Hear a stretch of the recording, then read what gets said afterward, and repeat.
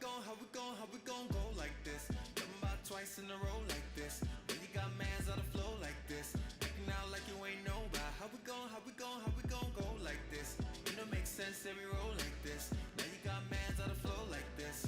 Thought we was a team, yeah. Now we all out talking about it ain't work. We was on top, had this thing on lock. 10 a.m. shots in the web, trying to bounce back. Can I get a witness? How you gon' say that my business? When I broke things, didn't think it hurt like this. Think it feel like this. Lord, I need a witness. How we gon' play in a winning this? Now we got bodies on both sides of the fence. Stay playing the fence. What we gon' make of this year? Couldn't tell months that we split. Couldn't go through how to risk it. How to put us up with some lease, yeah. What we gon' make of this year? Everyone knows that we split. Couldn't go through how to risk it. Finna go, man's finna go ghost, finna go ghost, pull up in your city with the roast, nah, brother finna do the most, tenant on the winners and the lows. I'm like, okay, you tell me I stutter, okay, you feeling us, gotta you play, okay, yeah. Can I get a witness? How you gon' say that my business? When I broke things, didn't think it hurt like this, think it feel like this. Lord, I need a witness. How we gon' play in a winning this? Now we got bodies on both sides of the fence. Stay playing the fence.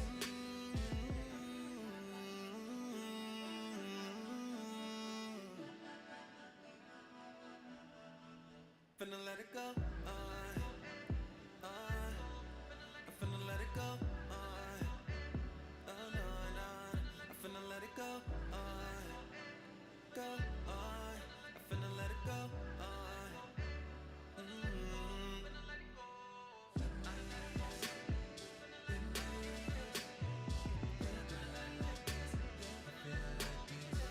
Can I get a witness? How we gon' play in a winning this? Now we got bodies on both sides of the fence. Stay playing the fence.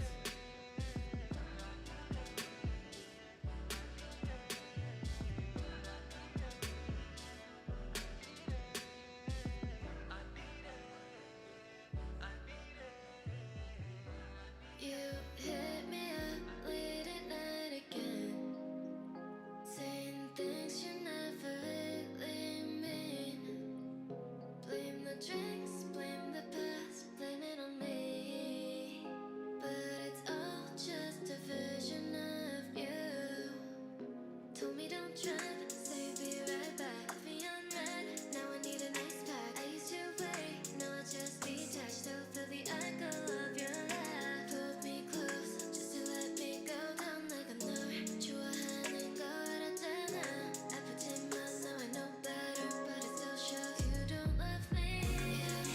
You just mystify, say you need me, but show me the highs. Only call me when you have more time. You act like I'm yours, but you ain't mine. But you ain't mine.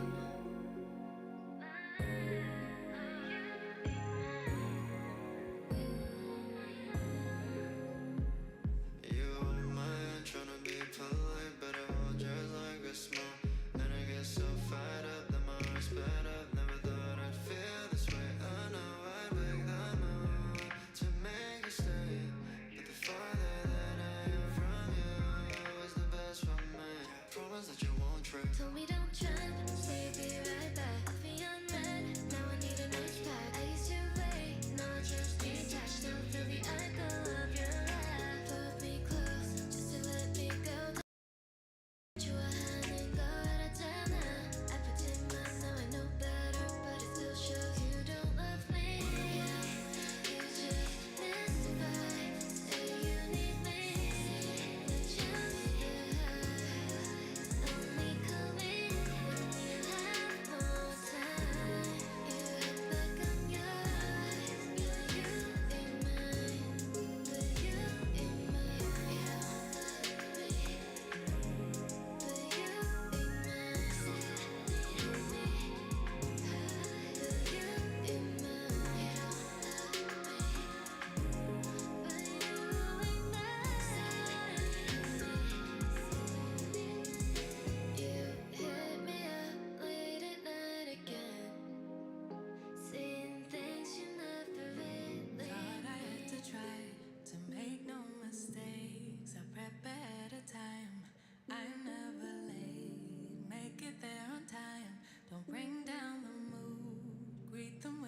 smile. I thought that it was smart. Stay in my lane, always hit the mark. Thought that was the way to get a head start. Perfection's the play, I had the leading part. I realize you never get a medal in the end. No, no one's gonna give you any credit. I was playing a game, but no one else seemed to participate. And I can't believe I got so judgy. I don't know what got into me. Can't believe I let it get so ugly. I let it go too far. Got so judgy, making sure nobody got above me. Can't believe I let it get so ugly. I let it go too far. Got so overworking every situation, keeping track of what everybody's doing. Do they have something I like? Try to prove I could be just as good, but I misunderstood what it's supposed to be about. Realize you never get a medal in the end. No, no one's gonna give you any credit. I was playing a game, but no one seemed to participate. And I can't believe I got so judgy. I don't know what got into me. Can't believe I let it get so ugly. I let it go too far.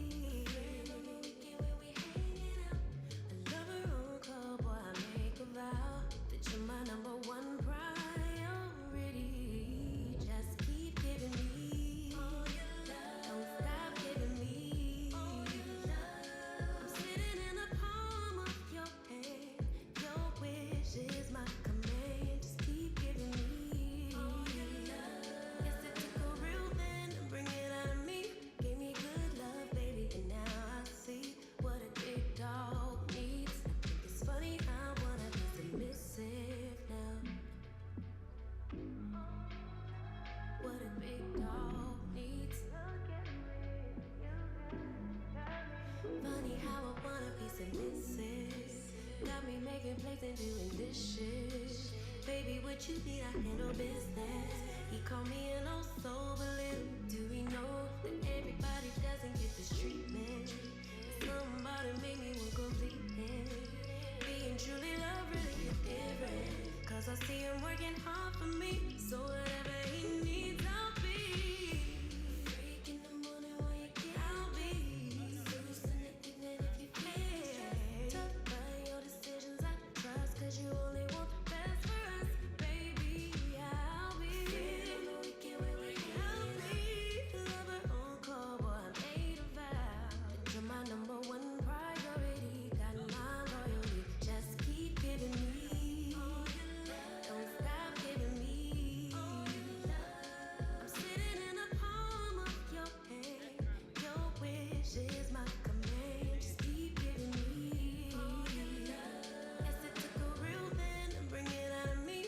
Gave me good love, baby, and now I see what a big dog needs. I think it's funny how one of us is missing now. Look at me now. Who is she now?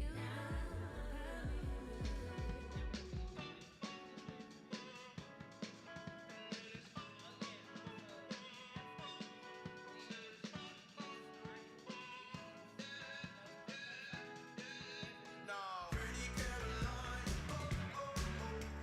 stone cold stunner. She was a winner, started working at the dawn.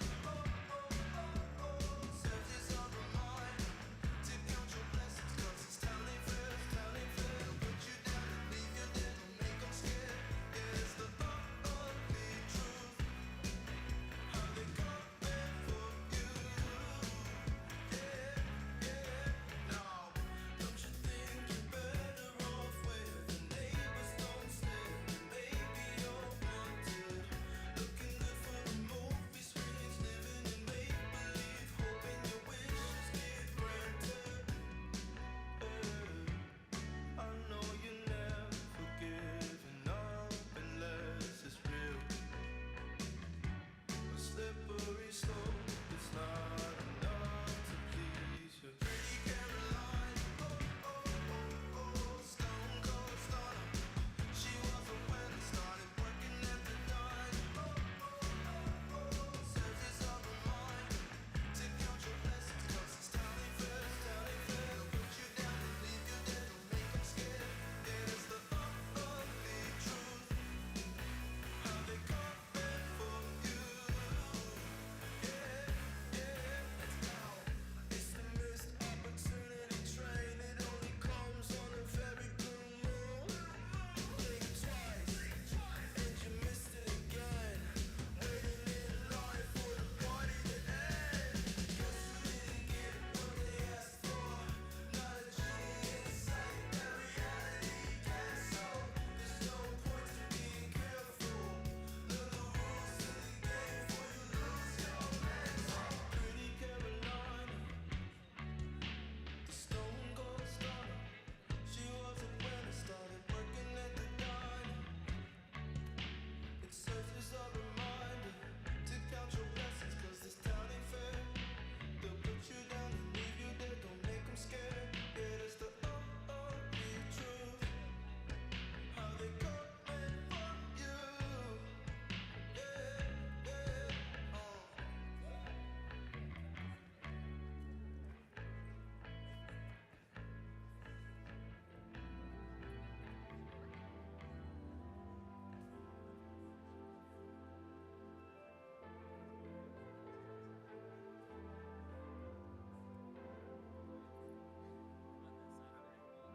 Sun is hitting my face, I'm unfazed, I need this. Calling out my name, say meet me cities away. Now I go under my breath and flow. Trust the current takes me safe for sure. Now this is my remedy. Let the seas sway with me. We're getting my energy. Let the seas sway with me. My remedy. Let the seas sway with me. Getting my energy. Let the seas sway with me.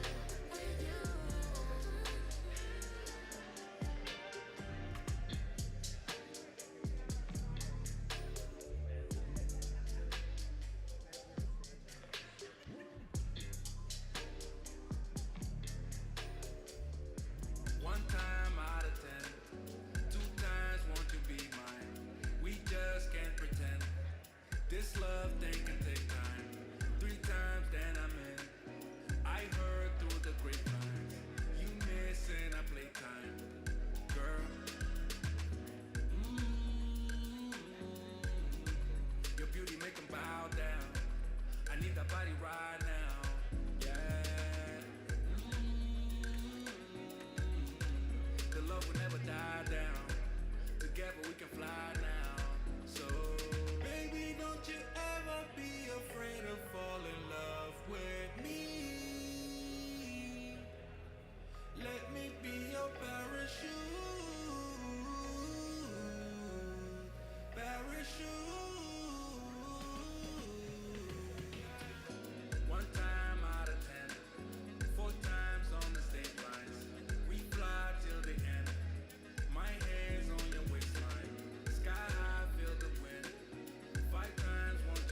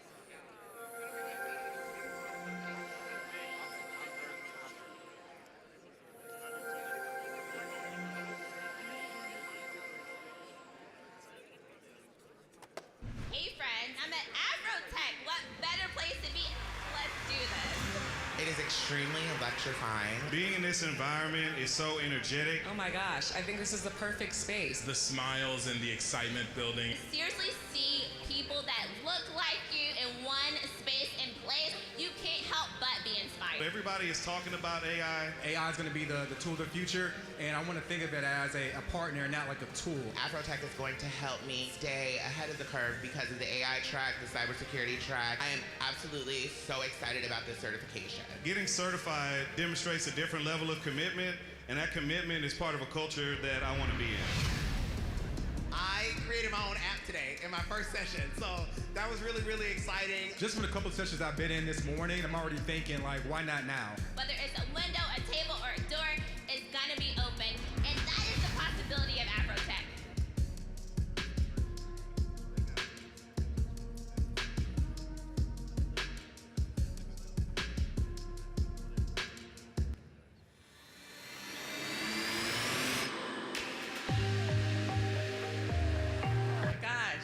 There's so many brilliant people here. I met with my team this morning and I said, listen up. A lot more hands-on workshops and demos. These are so many new concepts. Creativity matters most. A user experience. Who else to hear from than Disney? The stage today with Jadena very much resonates with me. So I love the ethical piece of it and making sure that we have those guardrails.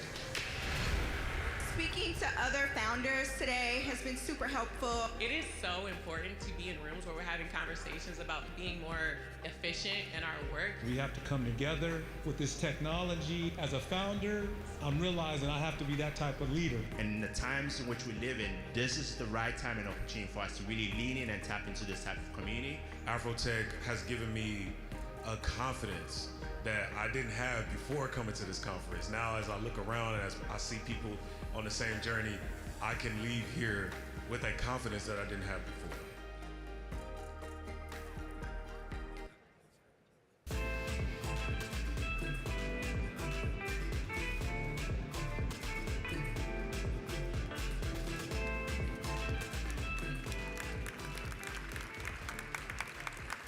Good morning, AfroTech innovators. Thank you for responding to me. Welcome back to the innovation stage. If you were here yesterday, you already know what this space is about. Inspiration, ideas, innovation. But if this is your first time joining us, welcome to the innovation stage. I'm your host, Sequoia Holmes. I host a podcast called Black People Love Paramore. Contrary to the title, it is not about the band Paramore. It's a show about the common and uncommon interests of Black people in order to help us feel a little bit more seen. I also host a daily radio show on SiriusXM called The Daily Dirty. We have a stellar lineup today. We have the CEO of Microsoft AI, thought leaders in design and content, and even a digital twin of Reid Hoffman. It's about to get futuristic, in short. Grab your seats, grab your energy, and let's dive into day 2. Are you guys ready? Yeah. Excited? Y'all still with me after the party last night? Y'all had fun? We're starting today strong. Joining us for this fireside chat is Mustafa Suleyman, CEO of Microsoft AI. Yes, that Microsoft AI. Here with Jeff Nelson, co-founder and COO of Blavity Inc. They'll explore how human-centered design and cultural context shape the future of AI, from accessibility to emotional intelligence.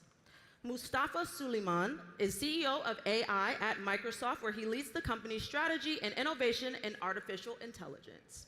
Jeff Nelson is the co-founder and chief operating officer at Blavity Inc., a media and technology company focused on Black culture and creativity. Please welcome Mustafa and Jeff to the stage.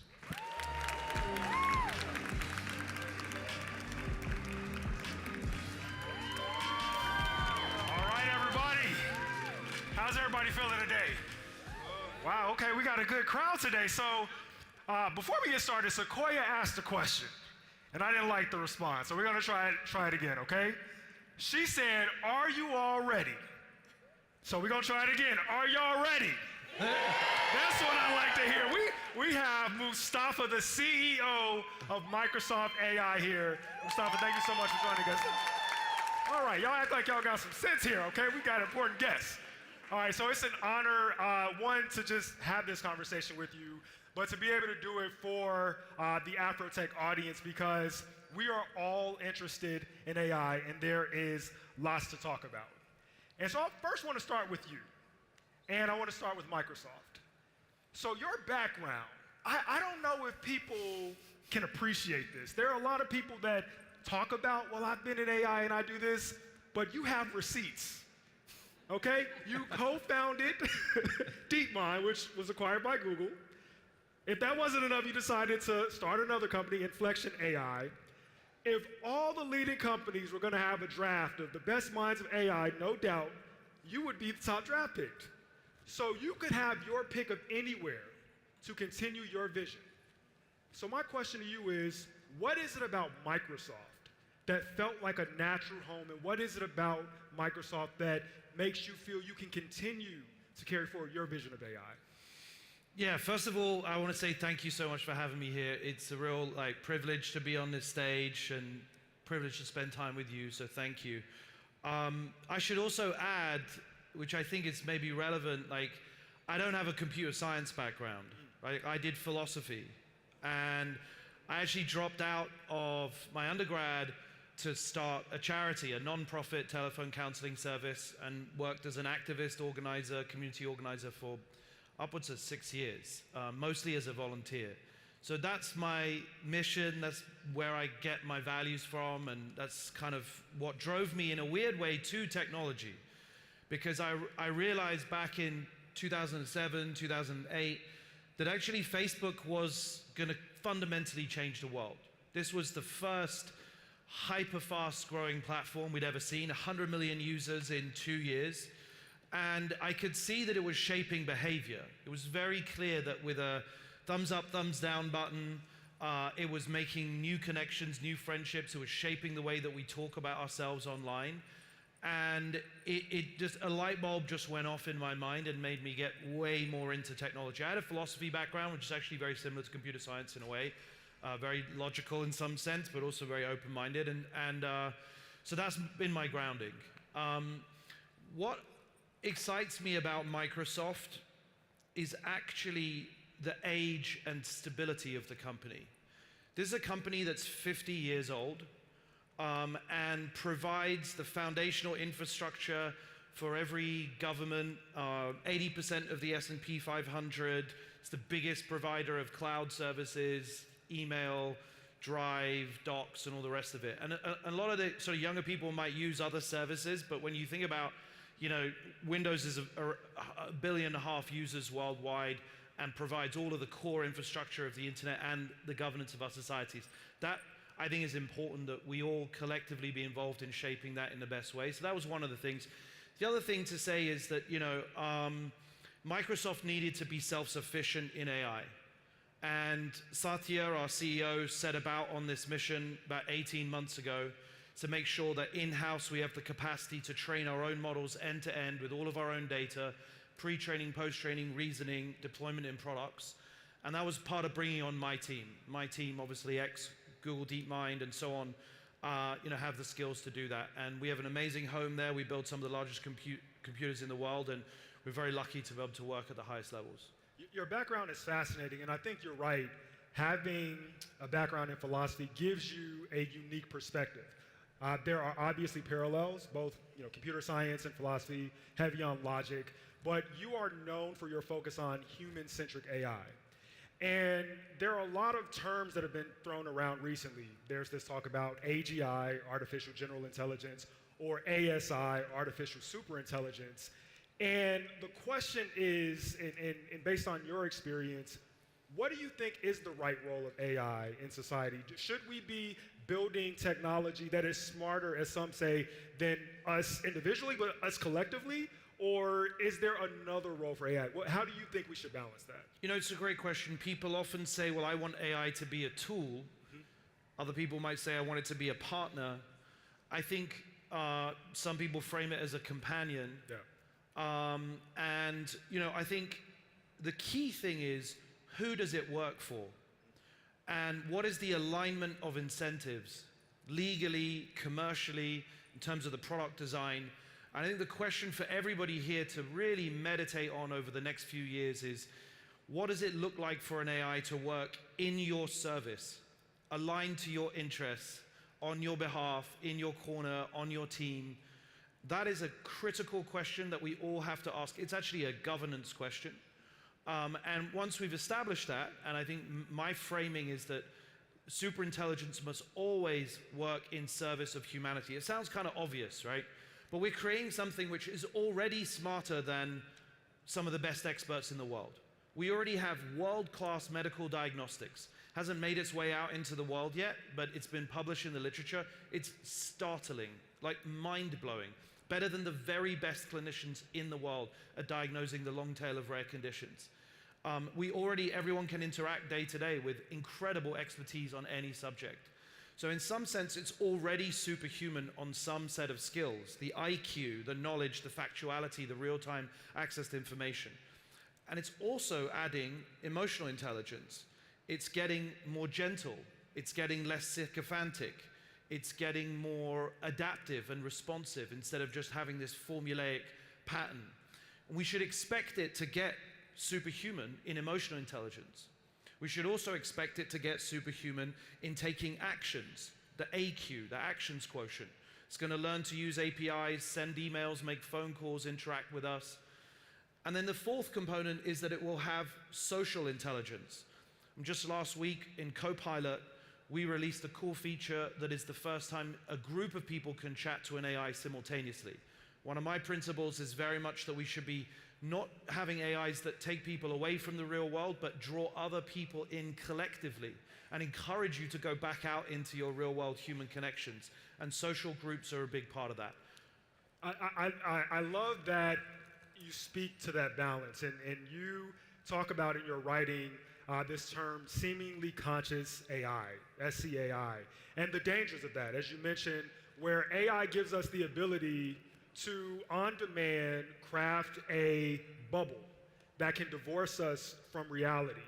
And can you speak, you mentioned one of the new features that's available in Copilot, but can you speak to some of the other things that Microsoft is doing, or at least what are some of the guardrails and guiding principles that you all have to ensure that as you all roll out new features and you think about new AI technologies, that you do it in a way that gives people the benefit and the immediacy of those benefits that AI can provide, but it doesn't create this rabbit hole or a bubble where people instantly get divorced from the real world. Yeah, I mean, this is in some ways the art and craft of sculpting AI personalities, because we're moving beyond the era of just nailing factuality and the intelligence of the models. And this is where I think everybody has the opportunity to craft the persona and the style, the tone, the language, the knowledge, actually, the cultural knowledge of these AI personas. I think of it as a new discipline of personality engineering. And the good news is it's going to be available, it is available to everybody. This is not like something that will forever remain behind closed doors and a kind of a set of IP that isn't accessible. The knowledge is there, and the models are very, very responsive. So it's on everybody to try and sculpt AI personalities with values that they want to see, they want to use and interact with. For Copilot, we just launched what we're calling Real Talk.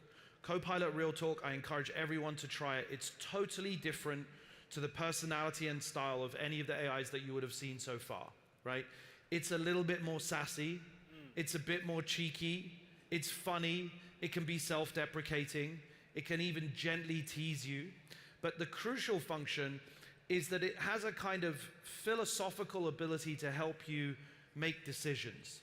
When you have a challenging life moment that you're thinking through, and you've drained all the time and energy of your best friends, maybe your therapist too, and your partner doesn't want to hear about it anymore, then this is an AI that can give you a little bit of real feedback. Instead of just provide you long-form bullet points and factual answers and be highly sycophantic and agreeable, this is something that kind of challenges you a little bit to think outside the box, to empathize with the other side, to steel-man the case. And obviously, the guardrails are critical there. We've been testing this for many, many months in many different settings, and we won't always get it right. I'm sure there'll be a few missteps. But it's really the next phase in the evolution of the personality of these models. So that's Real Talk. It's called Real Talk. Yeah, check it out in the drop down. I love the name. You know, when we have these conversations here at AfroTech, both here at conference, but throughout the year, in our various forms, I find that the discourse around AI really operates on two polar extremes. There's a lot of fear around AI. A lot of people are like, oh my gosh, this is scary, this is end of the world, this is dystopian. All the movies we've ever seen that have a tragic ending, we're living it right now. And then I hear conversations where people use it and they say, oh, this is kind of underwhelming. Right, I had a bad experience, I used this tool, and it really didn't do what I wanted it to do. And so, in a space where we have billions of people who are using AI on a daily basis, I still find that there are some people who don't even know how to get started with AI in a way that is actually beneficial for them. So, for you, as the CEO of Microsoft AI, I am curious, on a daily basis, how are you using AI? What are you finding it's good for? And then what are you like, oh, okay, not yet. We're not going to use AI for that. It always cracks me up when I hear people say that it's underwhelming, because I'm like, I grew up on Nokia phones playing Snake. and which I loved, and I bring it back any moment, but like, this stuff is magical. Yeah. I mean, it's mind-blowing. It is just incredible. Like, so I'm inspired by it every day. Literally 2 days ago, I had a long chat with Real Talk and two of my closest friends. One is my co-author, who wrote The Coming Wave with me and one of my best friends since we were at university. And the other is the creator of Real Talk. So 4 of us are chatting. And Real Talk was basically roasting me and saying, you know, you are the ultimate bundle of contradictions. On the one hand, accelerating the amazing, kind of more philosophical, cheeky side of Real Talk, and on the other, because it had read my book and looked it up on the web, warning about the dangers. And that was just a magical use case, because in some ways I was like, I actually do feel kind of seen by this. It's true. It is a bundle of contradictions. It is both underwhelming in some ways, and at the same time is totally magical. And if you're not afraid by it, you don't really understand it. You should be afraid by it. The fear is healthy. Skepticism is necessary. We don't need unbridled accelerationism. We need caution and care and guardrails, whilst at the same time knowing that this is going to change the world for the better and we have to accelerate it. Now, some people might take one sentence and frame it as a contradiction to the other, but actually the wisdom sits in holding those two things in the same place at the same time. There's so much beauty in the nuance. Yeah. And you mentioned that AI is going to change the world. It has, and it will continue to do so. It's not lost on me that we are here at AfroTech, and many of you all are here seeking jobs, either because you are trying to move up in your career or either because, unfortunately, you have to. There have been a wave of AI-induced layoffs, and many people fear that AI, if it hasn't already, is coming for their job.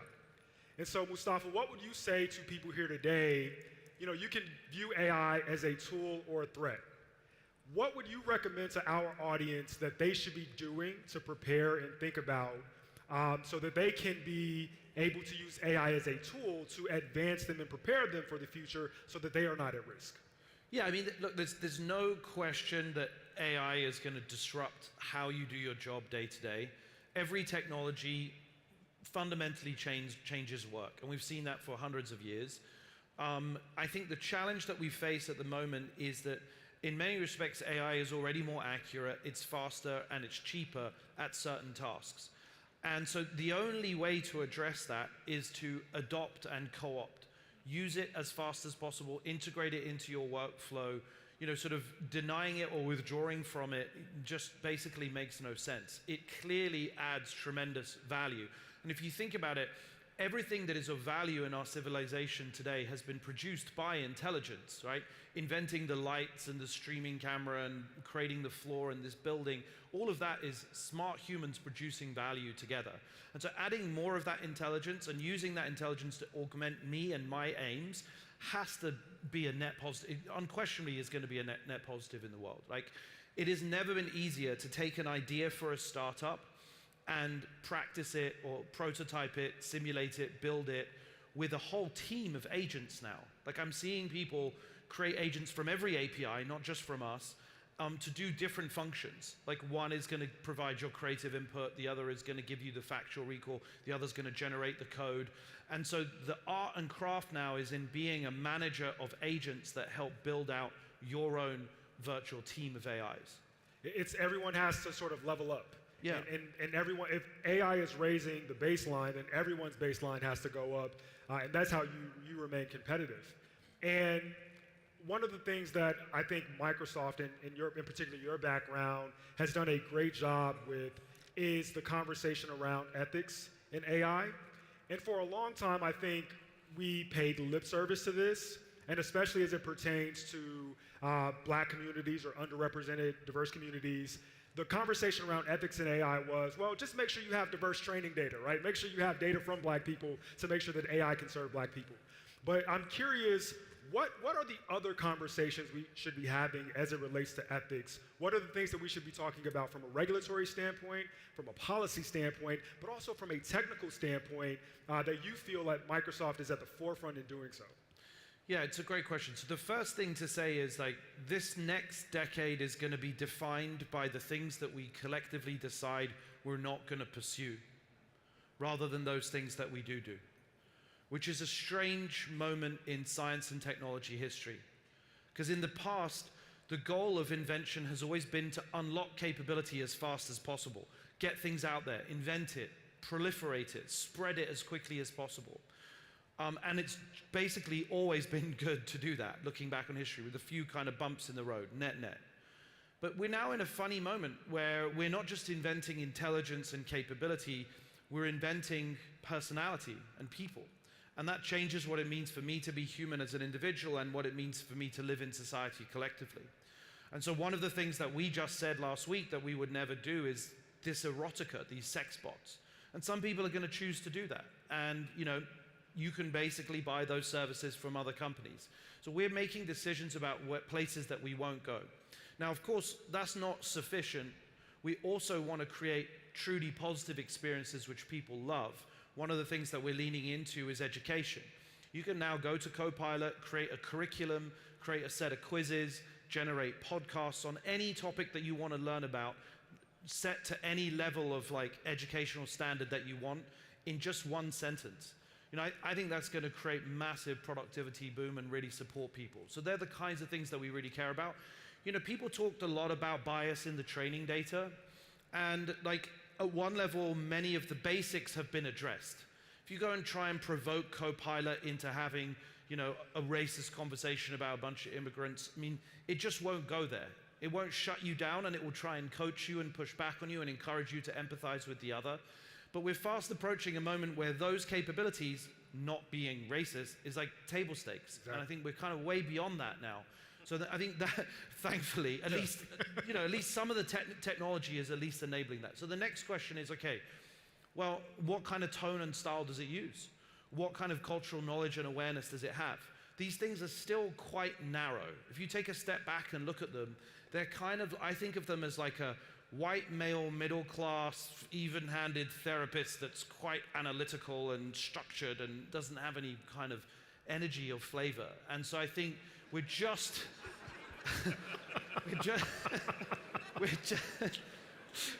figuring out how to take it to the next level. That's awesome. That's awesome. So I want to do a roll call real quick. Just make some noise. If you use AI on a daily basis, make some noise. Lots of potential customers and users in here. Now, make some noise if you are a builder that is building with AI. You're integrating it into an app or something you're building. Make some noise. So, Mustafa, I'm going to give you an opportunity to do a quick pitch to this audience. Microsoft has an entire suite of tools for consumers. As you mentioned, you talked a bit about Copilot, but there are also a number of tools for developers. Azure is an entire infrastructure and cloud ecosystem. Why do you think developers and builders who are thinking about taking their idea, infusing it with AI, and maybe building the next big thing should be thinking about using Microsoft and the tools that you all are building as opposed to some of the other things out there? Yeah, I mean, look, first of all, there's millions of tools out there which are all super amazing, and I'm excited about the overall ecosystem that's, and many of them are very accessible. But one thing I would say is Copilot Studio is a very easy way to create a new agent.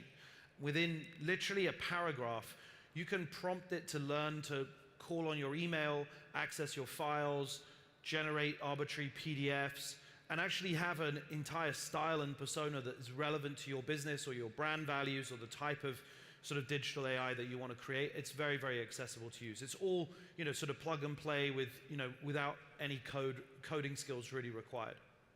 And can you also talk about some of the other tools, right? In addition to Copilot, how else is Microsoft thinking about how you put AI in products? Is it these are the tools that we use and AI is there as a companion to assist? Or do you think that the paradigm is AI has sort of a personality or persona and we go to AI thinking we're using AI as opposed to AI working for us in the background? I mean, the feature that is taking off the fastest at the moment is the voice-based conversation. I mean, it is a totally different input-output modality. And you can kind of look at the last 30 years of technology as being defined by the input-output modalities. The first were like keyboard and mouse. Then you had a screen. Then we had a touch screen that enabled the operating system. Then that enabled apps, search engines, and so on and so forth. This new mode is a completely different operating system, and you therefore think to share different ideas that you wouldn't if you had to text it or you had to sit down at your keyboard and type it. And so it's almost like revealing a different type of creativity in your mind, because you might be at the sink doing the washing up, you might be like walking and you need to be in a hands-free moment. I have my Copilot set up on the power button on my phone, so it's just one click, and then it's a quick note to say, remind me of this thing in the future, or what's the answer to that thing. And sometimes that sparks a conversation, sometimes it doesn't. But I think that's a modality that is very underappreciated outside of the big platforms. And if you're a small business or a creator, or you're in the process of building your own AI, really think about how voice shows up and in what settings, because I think it's very underexplored. That's amazing. And I think that's great advice. Some may say that it's possible that you're a time traveler. And the reason I say that is because, as you mentioned, you were building AI when everybody else was building social networks. And now, here we are, 15 years later, everybody's talking about AI. So, in your opinion, in your view, what's the next big thing that in 15 years is going to be at the forefront of everyone's mind? If someone is thinking, well, I got in too late when it comes to AI, but I want to be at the forefront and on the ground level of the next big wave of technology. In your mind, what are some of those things that are emerging that are really, really interesting? Yeah, that's a good question. It's so difficult to describe the world in 2040. It's going to look so, so different. We will have super intelligences. We will have, I believe, a humanist super intelligence, which is truly aligned to human interests, if we're successful. That's got to be the goal. Is it able to invent new materials, new drugs, new science, which make everything radically cheaper? So I think the number one problem that I'm excited about from a consumer perspective is if we could reduce the cost of energy by 100x, 2 orders of magnitude. I think that there's a very good chance in the next 15 years that AI really does solve that problem. That is a meta solution. It's more than a general purpose technology. Everything that we consume, our clothes, our flight, our food, our houses, all of that is a function of the price of energy. And so reducing that cost essentially reduces the cost of consumption and living for absolutely everybody. I think it could unlock a very, very different lifestyle. And in that world, you have to wonder, what would people choose to do with their time if the cost of living was so low, like really minuscule low? I think that's a kind of vision of abundance which is very exciting. Many people do jobs which are not inspiring to them, not pursuing their true passion, just because they have to. So I've always been a great believer in universal basic income, or some form of it. It's not for that. I wasn't going to go there, but I was thinking it, and I'm glad you said it, because I think we really do have to have a conversation about how we restructure society, how we restructure our public policy in a world where the notion of work changes. Yeah. Because the need to work changes. And so you mentioned universal basic income, and there are some people in the audience who know about it, but for those who may be unfamiliar, can you just talk at a very high level, what is UBI, and how do you see that being relevant in an age of AI? Look, in a very simple way, UBI is trying to answer the question, how do we distribute value that has been produced? Our taxation and redistribution system is already a form of universal basic income. And the basic premise is that we should not leave people behind. And that means that we have to tax capital. That's the function of capital. We want to produce more value so that we can spread that value the world over. And I think that we're going to be in a world in the next 15 to 20 years where we produce so much abundance that redistribution is really going to be possible. You know, many, many billions of people are going to be able to live at much more than like, you know, the top middle class grade lifestyle if we get this right, because enough value will be created. And I think that's, you know, some people are afraid of that because they're like, well, we get our meaning and purpose from doing the jobs that we do today. And I think that we should just take a historical view. We invented the idea of the corporation, right? It's a made up set of incentives and a narrative. It doesn't have to be there in the same structure that we have it today. And we should be very, very bold in rethinking what is the purpose of technology? What is the purpose of the corporation? How do we do redistribution so it works for everybody? Coming back to what I said at the very beginning, the real question is asking ourselves, how does this technology work for everybody? How is it accountable to all of us? And that's why I think everybody needs to start switching their mind onto not just how do I use it and how do I make money from it, but how does it serve humanity as a whole? And how does, because AI is a bold transformation. And these are bold conversations we need to be having. And I think many in our audience in particular will look at the state of our government. I mean, we're in the middle of a government shutdown. There doesn't seem to be any action or conversation or momentum towards tackling these important issues. What do you think is Microsoft's responsibility and role in being able to facilitate some of these larger societal conversations that we need to have and we need to figure out? Well, one of the things to consider is that the value that previously cost hundreds of thousands of dollars, you know, per unit is now being given away for like cents, right? Knowledge, which used to be the most like important thing. You know, you just have to go to the library and look up all the record. I mean, it's like, that was only 30, 40 years ago. That knowledge and that teaching, that expertise is now available to everybody for like, basically for free. In some cases, $20 a month for the most highest quality stuff. And so you're gonna see that fall in the cost of not just access to knowledge and intelligence, but access to emotional support, access to the actions, like your project manager, your team of agents is gonna be able to do things. And so that is gonna spread, in some sense, the value far and wide very, very, very quickly and change where power sits today very fundamentally. I love it. These are conversations we need to have, and I wish we had more time because you and I could chat about this for hours. I do want to end with some practical advice for our audience. As I mentioned, many are here seeking jobs, and you know, it used to be not too long ago that if you went to a good school, you got a degree, maybe you got a certification, you had a nicely formatted resume, you'd have a great shot. Now, AI is not only potentially disrupting jobs, but it's transforming how and why companies hire. So can you talk a bit about how at Microsoft, when you're building teams and you're instructing your teams to build teams, how you all are thinking about candidates? What are you looking for in candidates with respect to AI proficiency? How can they demonstrate that, and how can they get those skills to stand out in this job market? Yeah, great question. I'm so much more interested in people's failures than the claims they make about their successes.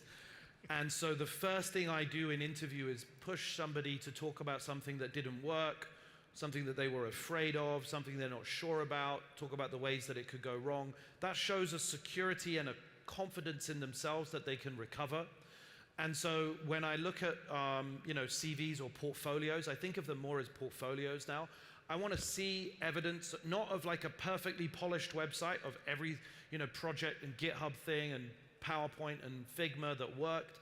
I want to see the missteps too, because I think it shows intellectual honesty and integrity, but it shows like confidence that I know how to recover And that's really what everything is about now. Like work 40 years ago, when we all said that university education was the most important thing, work was about taking knowledge that I've acquired from textbooks and from other expert humans and then applying it over my 30-year career in some big stable job. That is over. It isn't happening anymore. That's done. Now, it's about showing how you can be creative and inventive, take risks, learn, iterate, be super agile every single day.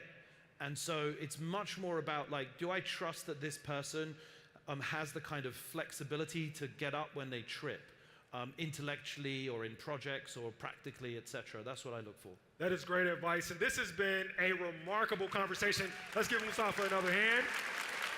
Did you all learn something? Mustafa, thank you so much for coming. This has been remarkable. I've enjoyed the conversation. Keep up the good work. Microsoft, you all are doing amazing things, so we're excited about the partnership and excited for Thank you so much. Appreciate you. Thank you, everyone. Thank you, man. Appreciate you. Appreciate it. Thanks a lot. It's great.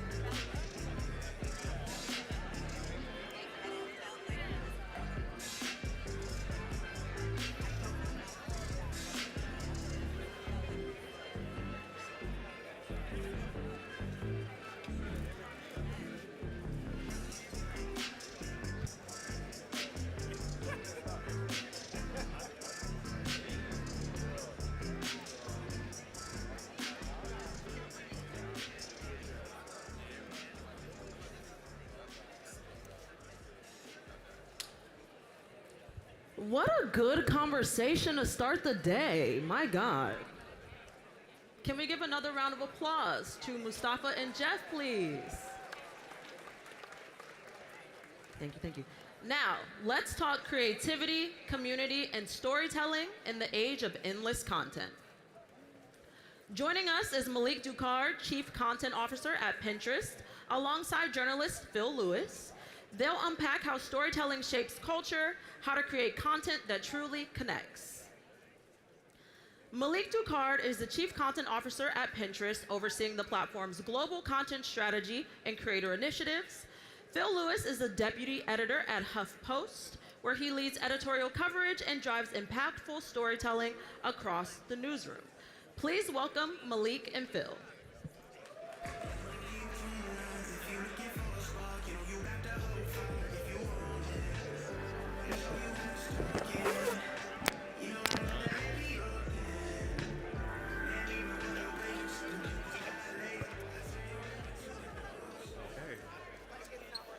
Hello. Hello, hello. Hello. Okay. All right. Awesome. We are here. We are here. Good morning. I think it's still morning. I think so. Good morning. My name is Phil Lewis, President of the Washington Association of Black Journalists and Deputy Editor over at HuffPost. I want to thank you all for being here. I am awake. I'm up. I work in the evenings. So I'm usually kind of just like in the mornings, but I'm awake. Before we get started, I told you I was going to get into this. Yeah. I want to give a small anecdote about the type of person Malik is, and he doesn't know I'm about to go into this. But last year, Pinterest had a bit of a firestorm. There was a bit of a controversy, and this was about a rumor that was shared about Pinterest removing links from the platform. I think you remember this. Yeah. It was like DEFCON 1 for creators. It was a big deal. For me, if you tell me that you're removing links from the platform, I'm leaving the platform. I need links, if you know what I do. So a creator saw this And she tagged everybody at Pinterest. She was like, I'm tagging everybody. I'm tagging the National Guard. We're tagging everybody. And Malik saw that. Malik actually saw that post from this creator. He saw the post. He shared it with his team. And within 2 hours, it was handled. It was handled. He took care of it. He not only reached out to the creator, but he also actually sat down with this creator and had an interview with them. So that sort of accessibility is really actually unique for myself as a journalist. If you're familiar with how we do things, when Elon Musk bought Twitter, when he bought Twitter and turned it into X, they had we wanted to reach out to Elon and the team to figure out what was going on, like what happened. And every time we reached out to the X press team, we would get an automated response. The automated response was a poop emoji. So every message would be poop emoji, poop emoji, poop emoji. And so I just want to share that. You remember this? Yeah, I do. And let me start by saying I'm so excited to be talking to you. Really an honor to be here. And I remember that story clearly. And one part of the story that maybe I've never shared is I was actually on a 10 or 12-hour flight when I landed, and I opened up my phone when we touched down, and I saw all these posts and all these like tags, and then we went into action to first find out what's going on, and then to actually engage directly and publicly with the creator and the creator community. And I think that oftentimes what happens with large platforms and large entities and companies is they can seem less human and more mechanical. And we and I personally believe that we need to put humans and humanity at the center and just talk human to human, and even when you don't have all the answers to engage, and in that instance, that's entirely and absolutely what we did, and we were really grateful for the creators like speaking up. Links are so important on Pinterest to creators because that's how they drive traffic to their owned and operated efforts or their blogs or whatever sort of value they're helping the user to get to. But I deeply believe that we need to connect with people personally, and it isn't always easy, but that's got to be what we strive for. Yeah, and let's start off at the beginning because you've been a storyteller your entire career. Like you've been at, you're from the Bronx. Yep. It's quite okay, Bronx. BX down, all right. You've been a storyteller your entire career, and so we were having a conversation about how you have written stories. You took photos as a teen in the Bronx for a hip hop magazine. You've gone on to Lionsgate and MGM and Google and YouTube. These are massive organizations. Mm-hmm. How have you sort of personally kept the balance between keeping that creative side of yourself in juxtaposition against these massive corporations that have demands? Yeah. I've always loved storytelling. I get that from my mom and my family. It's how I often communicate. And I think in the world of like large numbers and scale platforms, and when you talk about billions of this and hundreds of millions of that, oftentimes the individual, that audience of one, gets lost. And I really try to think about who is that audience of one that we're trying to impact, that a story is trying to reach out to. And this is something that I used to do a little bit more. I recently did it, but sometimes I've been in sort of environments with lots of creators, large creators who have large platforms, countries like you, like countries worth of populations who follow them. And I've asked the creators to close their eyes and take it back to that very first thing that they created, and that audience of one. Imagine that person, that individual, that family or friend who saw your thing. Then take it to 10 people in the room. Who were your first 10, your first 100, your first 10,000, your first million, and you go on. And sometimes when I finish the exercise and I open my eyes and they open their eyes, you'll see tears, because sometimes folks forget about that individual or what it really means. So I think remembering the audience of one is really important. Personally, I try to stay in tune. I think we're all natural creators, and I try to stay in tune with my creativity in my own way. I still continue to write. I've written, a while back, a science fiction novel, which helped me, kind of think about the future of technology in my role. When I became a dad, I'm a dad of 3, kids, 3 Gen Z boys. When I became a dad, I started writing children's books, and saw the combination of would read science fiction stories to my kids as I was writing the children's books. One of my pastimes, which is pretty random, I like to design 3D games and objects, and I do 3D printing. Over the weekend, let's say, I'll be designing something and adjusting the design by 0.1 or 0.2 millimeters. Yeah. And then I'll go into work the next day and I'm talking about hundreds of millions of users or billions of engagements, and that spans from 0.1, 0.2 millimeters to hundreds of millions of X really helps me stay in tune with who it's about, the user and the person who is creating, using the platform. Helps me to really stay in tune and in touch with that. Well, speaking of platforms, we're currently in an era of content overload, right? I know myself, I feel overwhelmed sometimes. I post probably 2 posts a minute, it feels like sometimes on social media. But I think what I'm curious about is what, to you, what makes a piece of content stand out in particular, whether that's Pinterest or just through your entire career. What is something that stands out to you as far as when we're trying to create content? I think maybe starting with what doesn't stand out, I think that there is a lot of supremely forgettable content on the internet.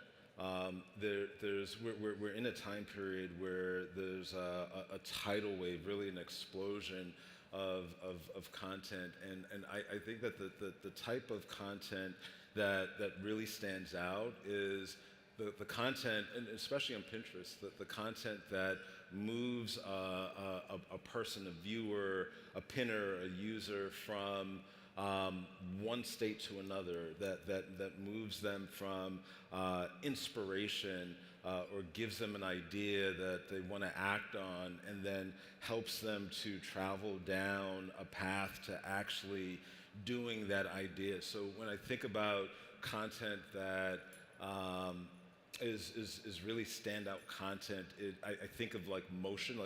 We talk about motion pictures. I think that the new motion picture is something that is more intrinsic. What motion did it help that person move from X to Y, so they're in a little bit better place after they leave. And when I think about the signals on the internet, the signals on different platforms, there's the like. When you think about the things that you like when you see a post or a piece of content, likes are a helpful signal, but you forget a lot of the things that you might hit that like button for. On Pinterest, we optimize our systems for signals like saves. when you think about a save over a like, when you save something, that is you saying, think about saving in the quote unquote like real world. When you save something, that's something that you want to come back to. That's something that is dear to you. That's something that you want to make, bake, create, buy, shape, act on later on, or continue to work on. And we bend the arc of our algorithms and our systems to really favor signals like saves, which then favors and surfaces content that is less ephemeral and more sturdy, that really it lasts longer, is more meaningful for our users. So that's how I think about content in general, but how we approach it at Pinterest specifically. No, that makes sense to me because I don't like a lot of posts on Instagram or Twitter, but I bookmark a lot. I bookmark a lot of posts. I like learning languages, so whenever my algorithm on Instagram is just all language stuff. And I'm bookmarking things because I want to go back to it. I want to know if I like it. If, let's say I like something on X, I might like it, like, okay, this is funny, I'll like it, and then I'll kind of just move on. But when I bookmark it, I'm like, okay, I'm knowing I'm going to come back to this sort of thing. There was a research brief in Cornell University that came out this week describing how people are overall usage of social media is declining. In the extremes, the youngest and the oldest of those people are totally foregoing social media. They don't want to be on it anymore. It's just people yelling at each other all the time is what it feels like. Pinterest is pushing to be a different sort of place. Can you talk about that? You know, it's I haven't seen that report yet, but doesn't surprise me at all, and we see it in the numbers in our own way that I'll share. But the internet, you know, the promise of the internet was one that would, you know, bring people together more and communicate, you know, more education and help to elevate. And I think that a lot of, not all, but a lot of the reality of it has been a more divisive internet, more toxic internet, and I think people are looking for an escape, a respite from that noise that's out there. And you know, Pinterest, we really work to prioritize more meaningful experiences like saves that you know, I mentioned. Pinterest often gets sort of painted with the social media brush. Because it's an online platform that's open. The reality is Pinterest is more of a visual search platform that has commerce and elements of social, but I actually wouldn't define us as a social platform. When you think about social media is designed to really keep you on social media. It's more optimized for they do better as you spend more time on them. Pinterest, we really work to optimize for time well spent, not just time spent. And we work to optimize to, as search would, visual search would, to get you to where you're going. So when you're inspired by an idea and you want to go do the idea, we actually tune our engines to send you off the platform to go out in the world to maybe, you know, cook the you know, tuna casserole or make the salad that you were going to make. So and that's also how our business is aligned. I think online today, what you see a lot is platform experiences that drive engagement through enragement. And at Pinterest, we really believe, and I deeply believe, that rage is not a sustainable business model. So at the core, we're really, you know, working to you know, have our business sort of cut differently, and we're seeing it in the numbers. You know, last quarter, we publicly announced that we've had our largest user base ever, over 570 million users. Gen Z is not only our fastest growing audience, but the youth, Gen Z, who are at the brunt of the experience of the toxicity of the internet, now makes up over 50% of our audience, and they're the most engaged audience on the platform, which kind of defies platform gravity, because typically as your platform gets older, the younger people are like, nah, I'm not gonna be on good. Facebook. Yeah. No. If I'm on it, my kids don't want to be on it. Right. And we're actually seeing the opposite, where the younger generation make up the majority and are on it even more than the older generation. So we're seeing this kind of yearning and drive to more, better experiences in the numbers as well. Raise your hand if you have Pinterest. Jeez, see, that's everybody. All right, give it up. So, okay, I'm gonna say something that might get me canceled. So I thought that Pinterest was for women for a long time. I'm not the only one. I'm not the only one, I'm sure. But I'll be the brave one to say it. I really thought it was just for women, but you all recently published a report that said men are a growing force on the platform, and you have three sons. You have three Gen Z sons, and they're on Pinterest doing these sorts of things. How have you seen, and how has Pinterest seen men using this platform, and in particular Black men? Yeah. So, it's funny. I remember when I was getting ready to start at Pinterest, I told my kids, I'm like, Dad's moving to Pinterest, and I actually didn't realize that they were on it. My youngest said, Dad, that's where I keep my sneaker collections. My oldest said, Dad, that's where I keep all my hairstyles. And you mentioned the men's report. We recently put out this Pinterest men's report that really highlighted how significant men are on the platform. So, I mentioned Pinterest is growing a lot. Men on Pinterest are growing a lot as well, and men now make up 33% of the audience on Pinterest. And when you give it up for men on Pinterest, when you look at what they're doing, some of it is I would expect that there's they're searching for gaming, they're doing DIY. They're also like one search term for men that's grown 100% was or is Pilates outfits for men. Yes. Hey, team reformer in here. Any reformer? Reformer? Okay, cool. There you go.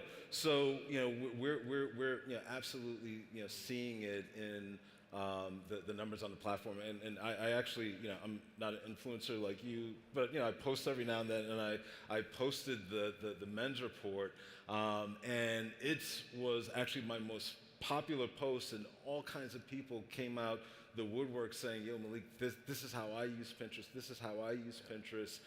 So there's a really big community there on the platform.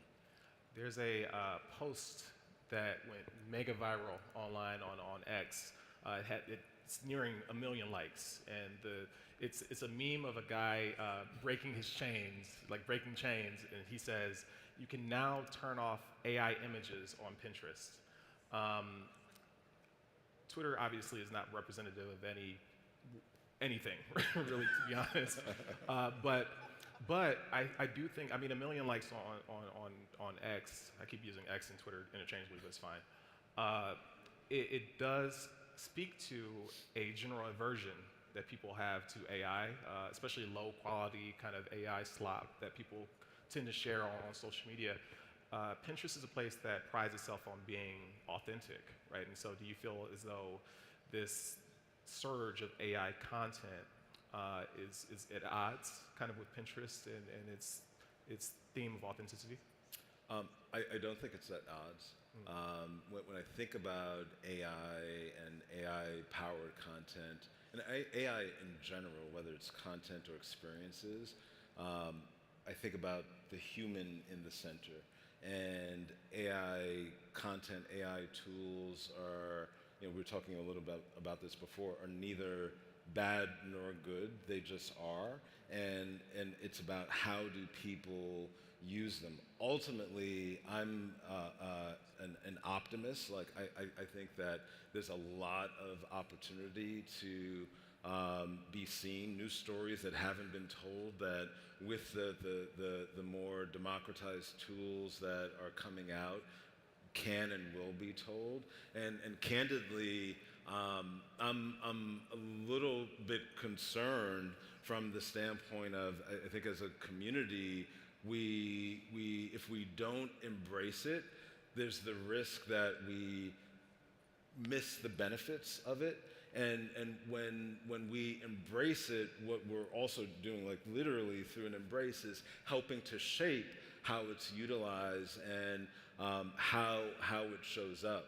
So in the way that I've seen, I think we've all seen the internet democratize a lot of sort of distribution online, and that there's stories that maybe couldn't be heard or seen before, that the internet has helped to make them seen and heard.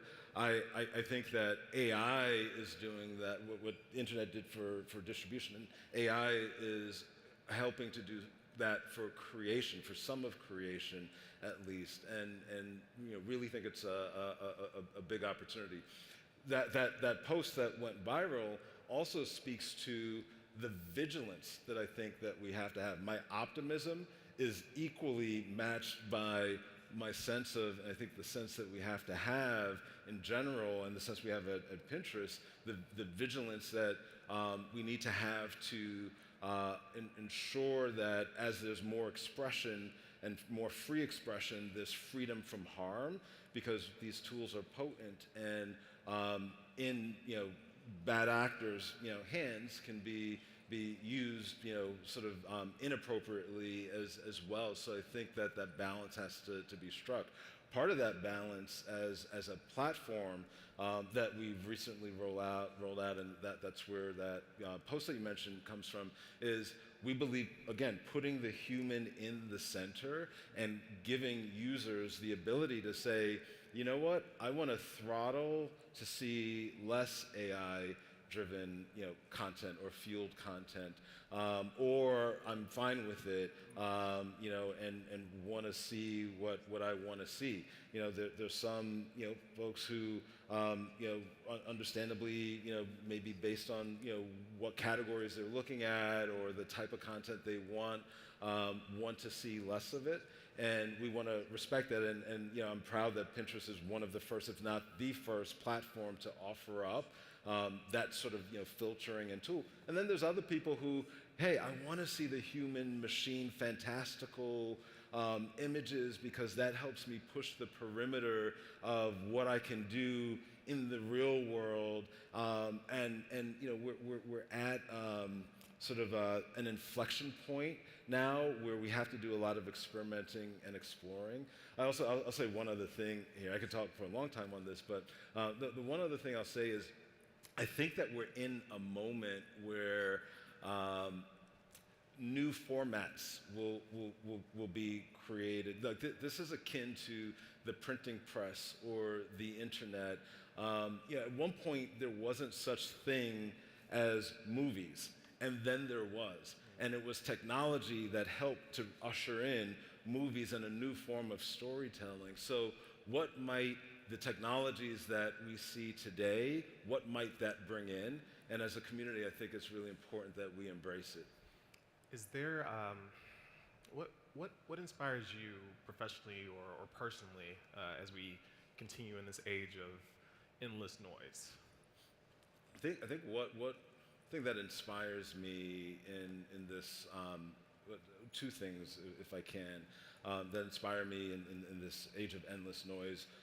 One is really leaving people feeling better, leaving a user, a pinner, in a better place when they come to the platform. Like when a person comes through the front doors of Pinterest, we want to offer up an experience where they don't feel deflated afterwards or later on, where their journey of ideas and inspiration going into action is further down that road a little bit more. And I think, sort of as all of us, want to leave, I think, the world a better place than how we came into it. We think about that from a platform standpoint, and I think, with all of us thinking about how can we leave people in the world in a better place, that collective action, I think, is a big opportunity. The other thing that inspires me is inclusive content and inclusive experiences.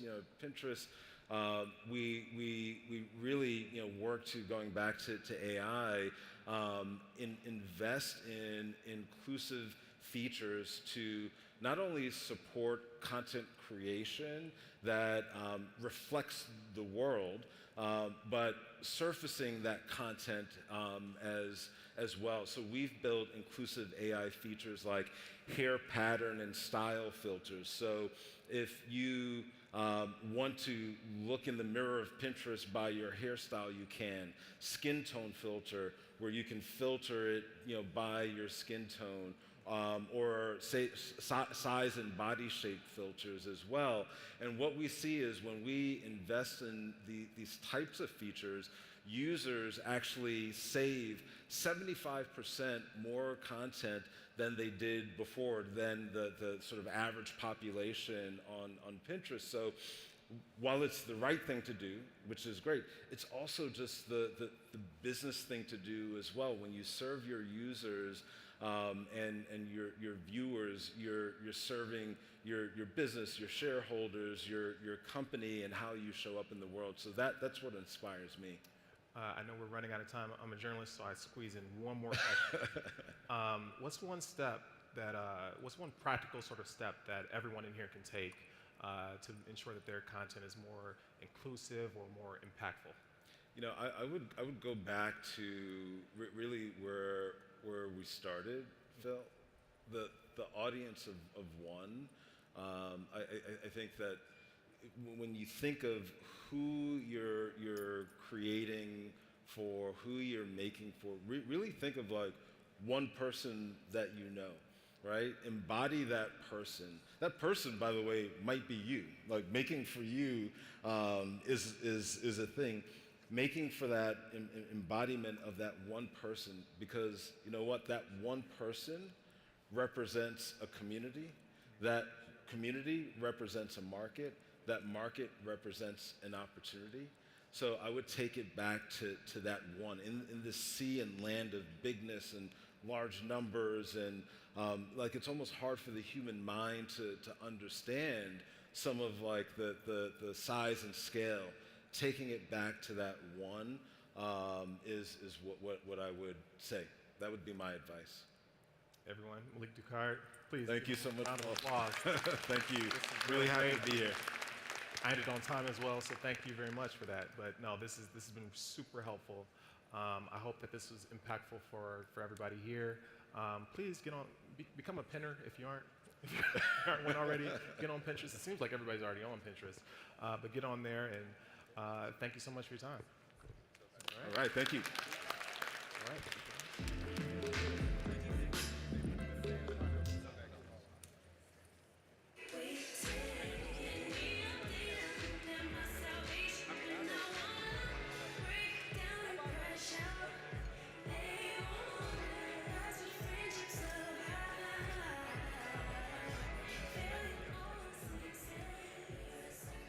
All right, AfroTech family, it's time for a quick lunch break. Go recharge, refuel. Make sure you check out the networking spaces right outside the innovation stage. Connect with somebody new. You never know who your next collaborator might be. And meet us back here at 2 p.m. sharp. We're going to have a truly futuristic session you are not going to want to miss.